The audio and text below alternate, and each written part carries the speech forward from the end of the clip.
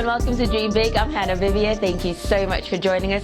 Our guest today is Dr. John Tibane, a medical doctor who almost 19 years ago left the medical profession to pursue what he called his dreams. He's here to tell us his personal story. Thank you so much for joining us, Dr. Tibane. Thank you, Hannah. I want to start. You were saying to me that you had a successful practice and you'd been running it for 7 years.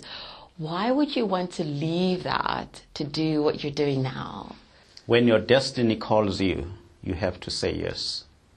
If you don't say yes, you become frustrated. And my destiny has been calling me since I was in my 3rd year of medical practice. I knew deep down myself that I need to be inspiring people, encouraging people, exhorting people, motivating people, and help people to become the people they were born to become. But obviously, because I'd already established a certain level of living through a particular skill, which is medical practice, it was not easy for me to quit. But my destiny kept calling me, and I became more and more and more frustrated being in medical practice. You said to me that the people around you, it was almost as though they were really proud that you're going to be a doctor, and you said, so you went with that. You were going to make them proud, and you were going to become a medical doctor. From high school, because I happened to be good in physics, maths, biology, you name them, and everybody said, you must go and become a medical doctor. My teacher said, hey, John, go make us proud and become a medical doctor. And guess what? I made them proud, but I never made me proud. So as a result, I was never fulfilled in medical practice. I would literally drag myself to work every day, knowing that I'm going to make lots of money, especially on Mondays for obvious reasons. But I would drag myself to work because I was in the wrong place. Let's talk about those Mondays. As a doctor, what happens on Mondays? I've got an idea, but I want to hear it from you. Well, on Mondays, you make more money because people have drunk a lot or they've done very excessive work during the weekend. They are tired, and they don't feel like going to work on Monday. So they come to us pretending to be sick, whether it's headache, whether it's nausea, whether it's backache. You can't prove that someone doesn't have a headache or doesn't have a backache. So our numbers are always higher on Monday. But despite the fact that I would know that I would make lots of money, but I was not fulfilled. I want to speak about that Monday a little bit, Doctor. Could it be that, some of the research has shown this, that Monday syndrome where people don't want to go to work could be partially because they're not fulfilled in their own jobs? Absolutely. It's because they themselves are in the wrong place. In fact, one of the reasons why it was very critical for me to ultimately leave a medical practice and never feel like it was a loss is because more than 60% of bodily ailments are a result of mental instability, wrong decision-making, wrong thoughts that lead to what we call psychosomatic disorders. So you are sick in the body because you are not well in the mind or you are not well in your soul. So my leaving medical practice actually is not really a loss. In fact, I'm contributing to preventing unnecessary diseases. You say to me that a lot of the patients that you would see, instead of treating them in their ailments, you'd spend a lot of time speaking to them about their goals and their dreams. In fact, the turning moment in my life is when a woman who had worked for OK Bazaars for so many years and she was about to retire, she came to my rooms. She had an abdominal pain, and I was worried about her having to retire with no vision of tomorrow. So I started helping her on how to write down her vision, how to set goals, etc. We spent 1 hour dealing with her future, and yet she didn't come to me for her future. She came to me because she had an abdominal ailment, and then at one stage she asked to go to the bathroom. Now when she went to the bathroom, my secretary came and said the queue outside is very long and people are complaining. Then I realized that I'm doing the right thing in the wrong place. And at that time, I made a decision. In 12 months' time, I will not be here. But this is what was interesting to me about your story, is that even though you had made that decision, you didn't just close your practice and start something else. You had quite a bit of preparation. You did your research. Yeah. You took mentorship. So speak to us about that process of, I know this is not what I'm supposed to be doing, but how do I get from here to what I really want to be doing with my life? What inspired me early in life is discovering the fact that in the absence of advice, in the absence of counsel, purposes become disappointed. And that's a proverb that King Solomon talked about. So even though you have discovered your purpose, but if there is no advice, if there is no proper preparation, you will disappoint your own purpose. You'll become frustrated. And that is why at the time when I made up my mind that in 12 months I will be out of here, I started planning. And what I did was to not work on Saturday mornings. I would get a locum to come and work every Saturday whilst I went to Damelin to study business management from 8 until 12 every Saturday morning in my last year of practice.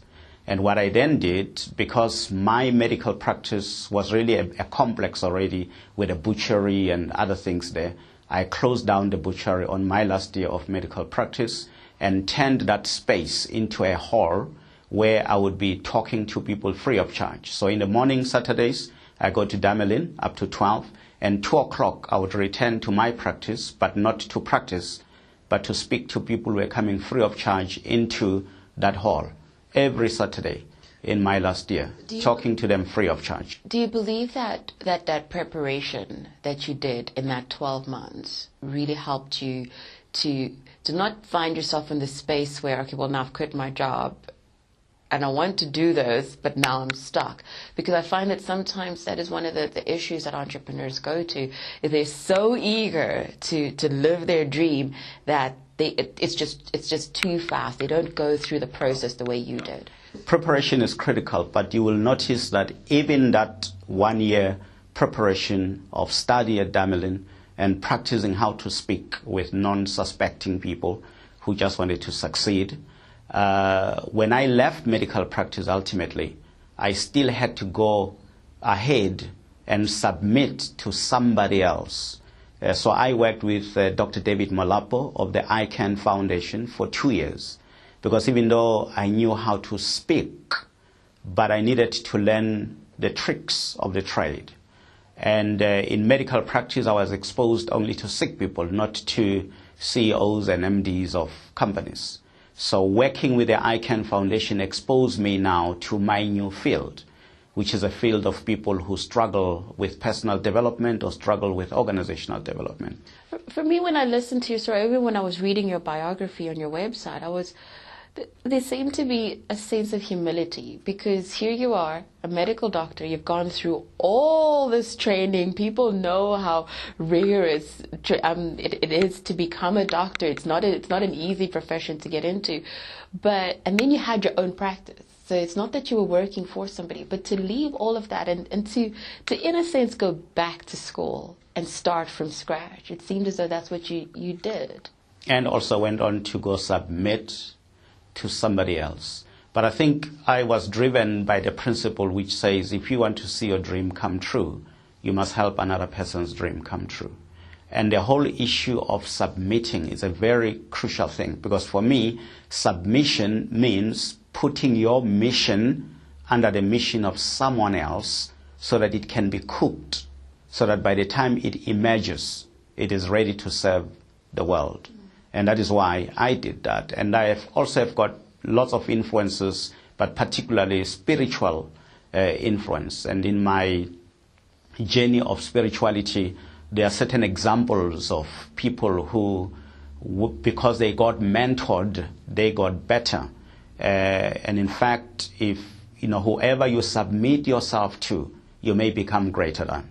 Whoever you submit yourself to, you may become greater than, because you learn from your own mistakes, but you also learn from his own mistakes, and you also learn from his or her successes as well. You say to me that there hasn't been one day that you have looked back and thought, oh, did I make the wrong decision? That you are completely fulfilled in what you're doing. I'm extremely excited. I have discovered that once you are fulfilled in what you do, you will not desire to go back.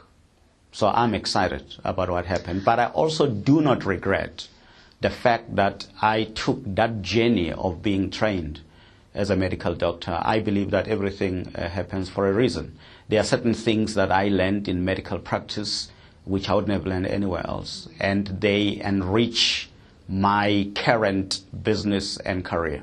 What is your definition of success, doctor? Because one of the things you'd say to me when we were talking about what we wanted to discuss and cover in this interview is you'd said to me that even though your medical practice had been successful, you felt like a personal failure. Yeah. Why was that? For me, success is being all what God wants you to be, doing all what God wants you to do, having all what God wants you to have, and giving all what God wants you to give. And I know it sounds a little tricky and too broad, but that's exactly what it is. Now, you may not believe in God, but you could then turn it around and say, being all what you believe you should be, and doing all what you believe you should do, and having all what you believe you should have or possess, and then giving all what you believe you should give. So for me, you've got to be in order to do, so you can have in order to give. For me, success is not complete until you are able to give as much as you want to give. But you can't give what you don't have. But for you to have something, you've got to do something. But for you to be able to do something, you've got to be. In other words, you must become a doer. So it begins with being. And I believe that human beings, the word being, it's an English word which means to become. And therefore a human being by design is a human becomer. Becoming something all the time, getting better all the time. Because if you don't get better, you become bitter. Why? If you don't get better, you become jealous of those who are getting better. And the jealousy on the inside eats you up and you become bitter. And when you are bitter, you get beaten by life. Doctor, I wanted to talk about destiny with you. Yeah. It sounds like this big word, and it's very abstract as well. But one of our Dream Big guests had come on and she said, you know what, everybody, every single person knows. You know inside of you what you want. And you might not know on a big scale. You might not have the details, but you kind of know. So when you talk about that, you know, what you believe you should be doing. Do you believe that everybody has that knowing of what they're supposed to be doing with their lives? Well, in many ways, we should be knowing. But the reality is that we have asked other people, and they would say, I don't know. You may have a seed of greatness within you, but if it has not germinated to overwhelm you, then you still don't know. You may be pregnant, but you still don't know. But the fact that you don't know you are pregnant, it does not mean you are not pregnant. So how do you get to that? I think that's the big thing. Is it how do you get to that? Because sometimes it's like you're around people and they'll look at you and go, oh, Dr. Tibane is so amazing, but I'm not like that. I don't have those giftings. I don't have those talents. And so when you talk about that not knowing, how do you get to knowing? Yeah. I believe that we are spirit and we have a soul and we dwell in the body. Now, issues of destiny, unfortunately, we have no choice but to begin to link it with spirit, because the word destiny, it means that you are destined for something. Now, therefore, if you are destined for something, somebody must have destined you for something. Which therefore means that somehow, whatever you call that thing, whether creator, whether, someone bigger than you, if you believe you are destined for something, you can only be destined for it by something that is greater than you. And in my mind, my thinking of God, it's a spirit issue. Now, if we are destined for something, it means that thing is in the future. And if it is in the future, it requires you to have hope that there is a future. Now, if there is no place called there, and the only place you have is a place called here, then destiny is unnecessary, and hope is unnecessary. But if there is a place called there, then hope is necessary. But what will authenticate you to have the hope is for you somehow to have the ability to see that place called there. But when you deal with different clients, not all of them might have the same faith as you. Not all of them might believe in this greater being. Yeah. What do you do then?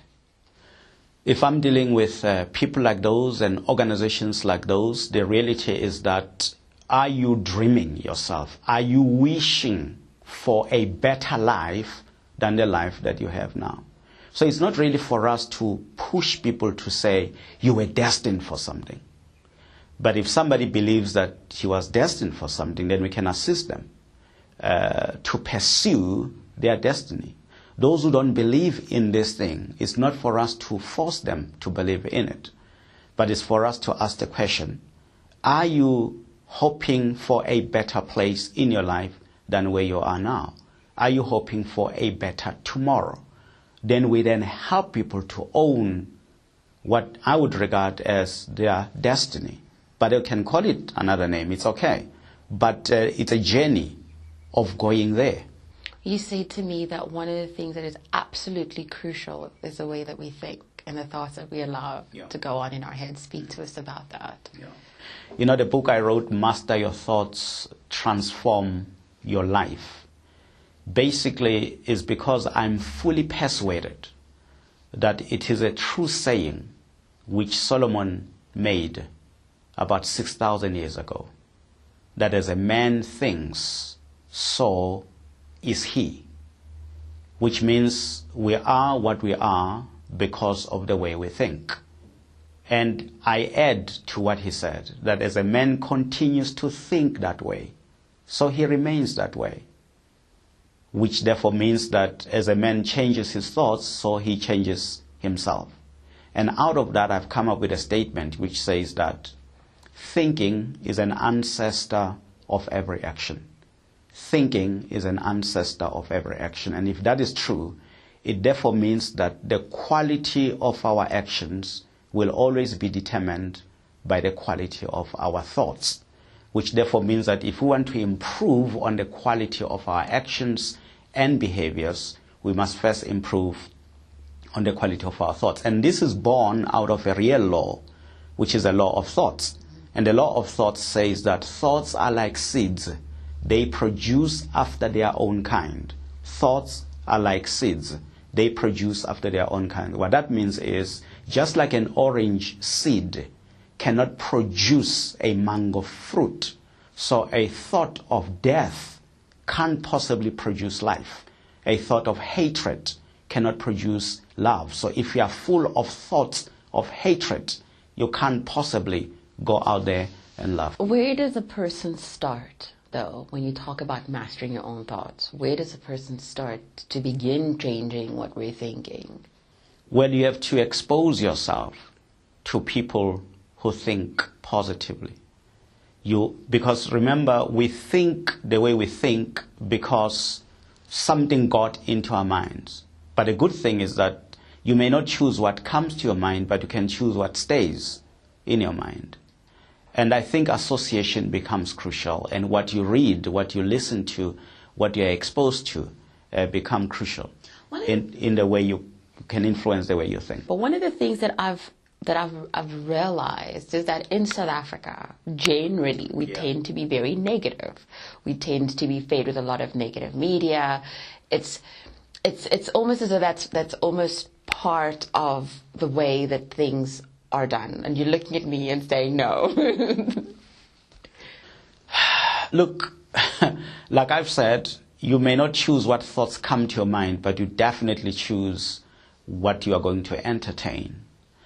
I have been socialized to look at the positive side of things, existing in the same space where there is both positivity and negativity. So it's almost like your world view. Are you optimistic or pessimistic? And the optimists as well as the pessimists, they are both correct based on their viewpoint.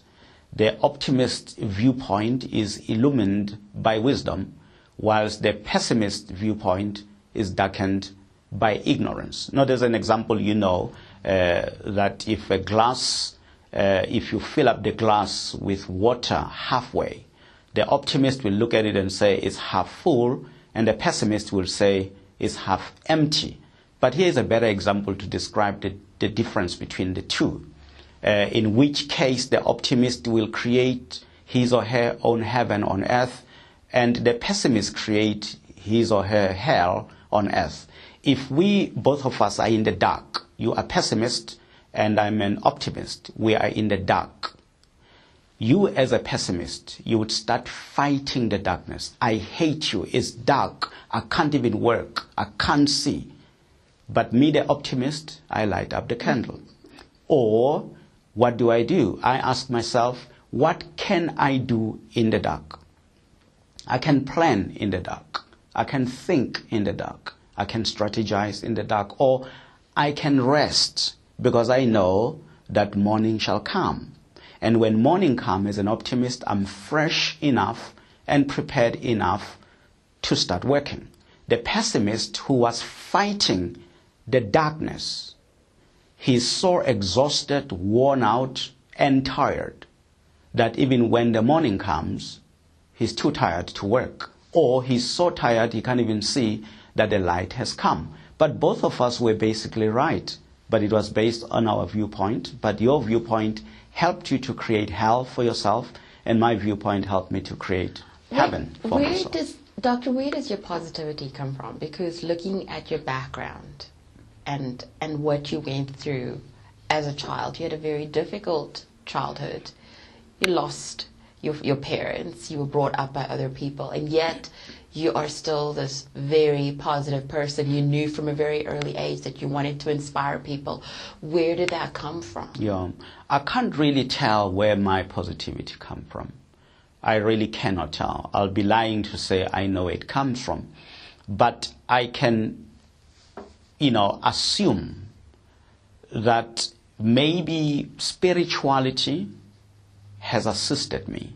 Because see, even when I lost my mother when I was 17 years of age, when my father had left me when I was 12 years of age, when my mother died when I was 17 years of age, my school principal, Mr. Mchali, in the school where I was, he decided to take over all financial responsibilities. So here is loss, but here is a man who comes and says, I will take care of you.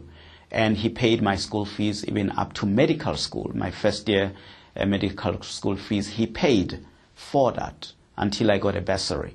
So there was a loss, but there was also goodness that happened at the same time. Now, I could have chosen to just focus on the fact that I have lost and even neglect the fact that goodness has come. So I really can't tell, but I just believe that somehow the Creator made that possible. Do you think that, from what you're saying, it sounds very much as though it's a choice that we make? Which way are we going to? There's a lot of choosing that we definitely make. And one advocate who died some many years ago, his name is Paul, but they also call him Apostle because he had a spiritual role in the world, but he was a trained advocate. He said, whatsoever things are lovely, whatsoever things are pure, whatsoever things are honest, whatsoever things are of a good report, if there is any virtue in them, if they are praiseworthy, think on these things. Because whatever thoughts you are full of, you shall act on them. Dr. Tibane, I ask this with all the guests that come on Dream Big. We're going to have another episode with you where we're going to specifically talk about business. But here where we've been talking about your personal journey, is there anything that I haven't asked you that you would like to share with us? Well, I'm sure there's so much you haven't asked, but I think what we have dealt with up to this far, it's exciting. All I can say is that not every closed door is locked. Not every closed door is locked. Many a times we're intimidated by closed doors. We think that because the door is closed, it is also locked. And many people have missed up the opportunities of becoming successful and getting better because they met a door that is closed. If we were just to try and open it, you'd be amazed that it may not be locked. In fact, some doors are closed on account of weather. So perhaps your gold and your pearls and your treasure is not supposed to be exposed to the cold. That's why the door is closed. Thank you so much, Doctor. Thank you.